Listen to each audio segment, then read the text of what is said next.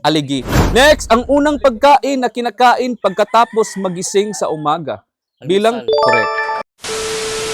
Our content for today is Tagalog Quiz Letter A Part 4. First, insekto na kumakain ng kahoy nagdudulot ng pinsala sa estruktura.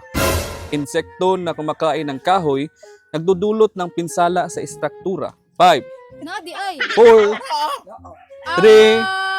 Ang boot. Okay, please. Ay, Correct, Anay. Ako alay. Next, isang uri ng fungi na tumutubo sa basa o mahalumigmig na lugar, nagdudulot ng mansa, sira at pagbabago ng kulay sa iba't ibang materialis tulad ng pagkain. Kanaganing ang pan, magmolds. Basta mas Tagalog, ang molds. 5, 4, Unggoy naman ko yun. 3, Unggoy? 2, wrong. Isang uri ng fungi na tumutubo sa basa o mahalumigmig na lugar. Nagdudulot ito ng mangsa, sira at pagbabago ng kulay sa iba't ibang materyales tulad ng pagkain. Diba, kita ka ng pan, molds. Basta mas Tagalog ang molds. Alikabok. Wrong. Kasi tawagan na, DJ. LJ? Ha? LJ? Ano? English man, English. Ano ko? Basta may tawag tan. Minsan man. Sa mold sa pan. 5, 4. Anan? Oh, Wasa na sa kaiba ko. Saman. Kana ang pan mag-molds. Oh. Masa may sa English? 5. Ay sa Tagalog, 5. Karin, kasi sa Tagalog. 4. Alipo ka.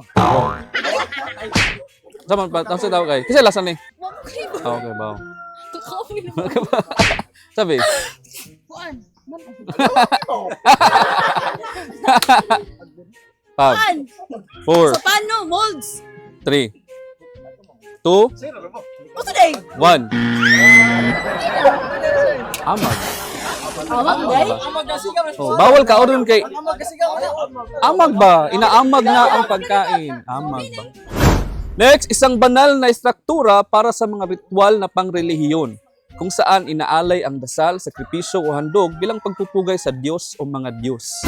Isang banal na estruktura para sa mga ritual na pangrelihiyon. Banal na estruktura.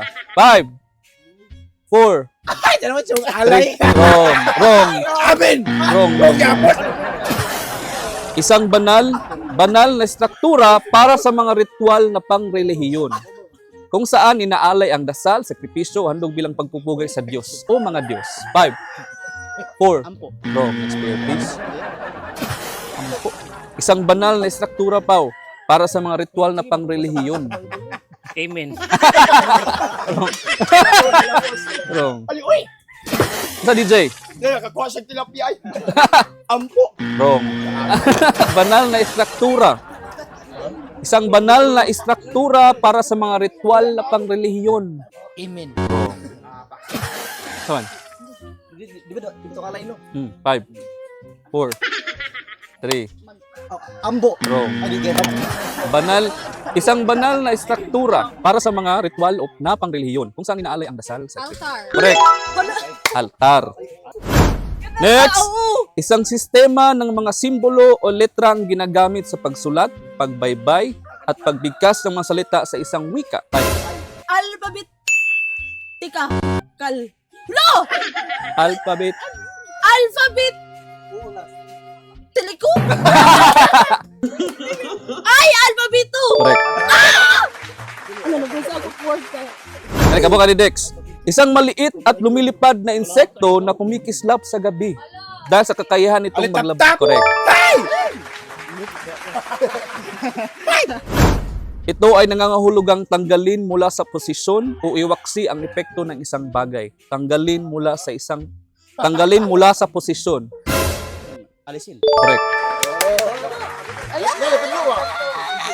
Kanipaw, ano ang tawag sa taba ng talangka? Taba ng talangka. Kanang crab ba? Sa'yo tawagan ng iyang tambok.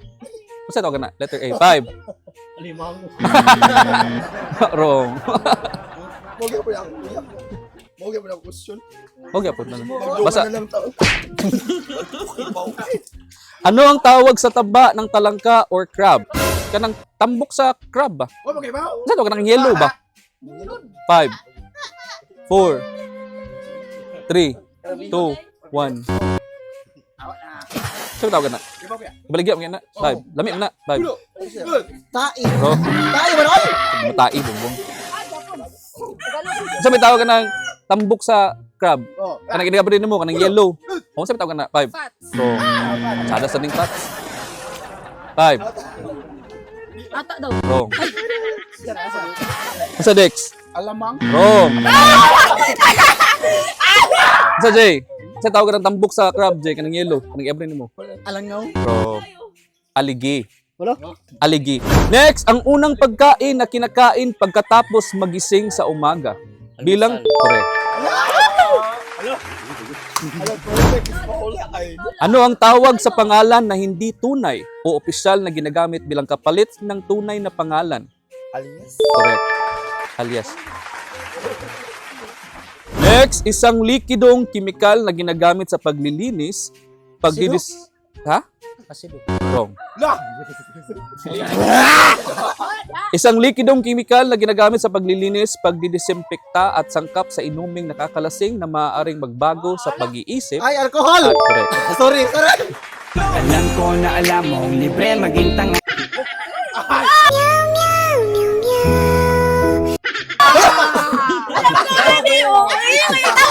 Ano to? Next, mahinang pag-ulan na sapat lang para mabasa ang lupa. Kanang talisik. O, saan tawag na sa... Ambon. Correct. Ah, yes. Ano nabasa ang Next, ito ay kusang loob na tulong, suporta o pagbibigay ng oras, kaalaman o yaman ng isang tao o grupo para sa ikabubuti ng isang layunin. Suporta ka ng mag-outing mo, niya mahatag ka. Saan tawag na? ambag. Correct. Sabo. Correct. Ang sa may mong ambag. Next, isang proseso ng pagkuha, pagdala at pagtanggap ng mga produkto o kalakal o serbisyo mula sa ibang bansa para gamitin, ibenta o ipamahagi sa sariling bansa. Kana mukha kag product sa Angkat. correct. Yes! Next, taunang pagdiriwang o pag-aalala sa isang espesyal na pangyayari. Taunang pagdiriwang o pag-alala sa isang espesyal na pangyayari o okasyon na nangyari sa parehong araw sa nakalipas na mga taon. Ayer. Ha? Ayer. Wrong. Taunang pagdiriwang. I celebrate every year. Sa tawag na? Mamunikikoy. 5, 4, 3. Mansari.